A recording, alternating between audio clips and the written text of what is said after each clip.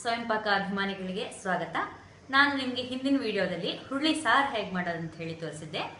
ಆ ಕಾಳು ಉಳಿದಿತ್ತಲ್ಲ, ಆ ಕಾಳಲ್ಲಿ ಹುಸ್ಲಿ ಅಥವಾ ನೀವು ಪಲ್ಯ ಅಂದ್ರೆ ಪಲ್ಯನ ಹೇಗೆ ಮಾಡೋದು ಅಂತ ಹೇಳಿ ತೋರಿಸ್ಕೊಡ್ತೀನಿ. ಬೇಕಾಗುವ ಪದಾರ್ಥಗಳು: ಹುರುಳಿ ಕಾಳು ಬೇಯಿಸಿಟ್ಕೊಂಡಿದ್ದನ್ನ ಇಟ್ಟುಕೊಳ್ಳಿ. ಕಾಯಿ ತುರಿ ಅರ್ಧ ಕಪ್ನಷ್ಟು ಫ್ರೆಶ್ ತುರಿನ ಇಟ್ಕೊಳ್ಳಿ.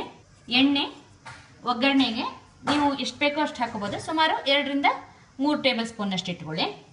ಸಾಸಿವೆ ಅರ್ಧ ಟೀ ಸ್ಪೂನ್ ಅಷ್ಟು, ಉದ್ದಿನ ಬೇಳೆ 1 ಟೀ ಸ್ಪೂನ್ ಅಷ್ಟು, ಅರಿಶಿಣ 1/4 ಟೀ ಸ್ಪೂನ್ ಅಷ್ಟು, ರುಚಿಗೆ ತಕ್ಕಷ್ಟು ಉಪ್ಪು ಹತ್ರ 1.5 ಟೀ ಸ್ಪೂನ್ ಅಷ್ಟು ಇಟ್ಕೊಂಡಿದ್ದೀನಿ. ಹಸಿಮೆಣಸಿನಕಾಯಿ 4 ಇಟ್ಕೊಂಡಿದ್ದೀನಿ ನಾನು ಹೆಚ್ಚಿಬಿಟ್ಟು. ನೀವು ಇದನ್ನ ನೋಡ್ಕೊಂಡು ನಿಮಗೆ ಖಾರಕ್ಕೆ ಅನುಗುಣವಾಗಿ ಹಾಕೋಬಹುದು. ಅರ್ಧ ಹೌಡನಷ್ಟು ಲಿಂಬೆಹಣ್ಣು, 1 ಮೀಡಿಯಂ ಗಾತ್ರದ ಈರುಳ್ಳಿನ ಹೆಚ್ಚಿಬಿಟ್ಟು ಇಟ್ಕೊಂಡಿದ್ದೀನಿ. ಕೊತ್ತಂಬರಿ ಸೊಪ್ಪು ಸ್ವಲ್ಪ, 10-15 ಎಲೆಯಷ್ಟು ಕರಿಬೇವಿನ ಸೊಪ್ಪು. ಬೆಲ್ಲ ನಾನು ಪುಡಿ ಮಾಡಿದ್ದನ್ನ ಸುಮಾರು 1 ಟೇಬಲ್ ಸ್ಪೂನ್ ಅಷ್ಟು ಇಟ್ಕೊಂಡಿದ್ದೀನಿ.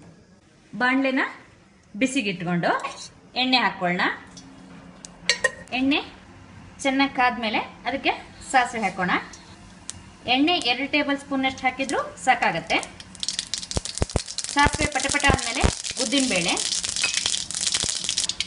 ಬೇಳೆ ಹಾಕಿ ಸ್ವಲ್ಪ ಫ್ರೈ ಆಗ್ಲಿಕ್ಕೆ ಬಿಡಿ. ಸ್ವಲ್ಪ ಆಗಿದೆ. ಈಗ ಹಸಿಮೆಣಸಿನಕಾಯಿ, ಈರುಳ್ಳಿ ಒಂದ್ಸಲ ಮಿಕ್ಸ್ ಮಾಡ್ಕೊಳ್ಳಿ. ಕರಿಬೇವಿನ ಸೊಪ್ಪು, ಅರಿಶಿಣ, ಚೆನ್ನಾಗಿ ಈರುಳ್ಳಿನ ಹುರಿಬೇಕು. ಈರುಳ್ಳಿನ ನಾನು ಹತ್ರ 1.5 ರಿಂದ 2 ನಿಮಿಷದಷ್ಟು ಹುರ್ಕೊಂಡಿದ್ದೀನಿ. ಈಗ ಇದಕ್ಕೆ ಈ ಬೇಯಿಸಿದ ಕಾಳನ್ನು ಹಾಕೊಳ್ಳೋಣ. ಈಗ ಇದನ್ನ ನಾನು ಚೆನ್ನಾಗಿ ಒಂದು 5 ನಿಮಿಷ ಹುರಿದಿದ್ದೀನಿ. ಇದಕ್ಕೆ ತೆಂಗಿನಕಾಯಿ ತುರಿ ಹಾಕೋಣ, ಕೊತ್ತಂಬರಿ ಸೊಪ್ಪು, ಹಾಗೆ ಲಿಂಬೆಹಣ್ಣನ್ನು ಹಿಂಡೋಣ. ಚೆನ್ನಾಗಿ ಮಿಕ್ಸ್ ಮಾಡಿದರೆ ಹುರುಳಿ ಕಾಳಿನ ಹುಸ್ಲಿ ರೆಡಿ ಆಯಿತು. ಸ್ಟವ್ ಆಫ್ ಮಾಡಿಬಿಡಿ.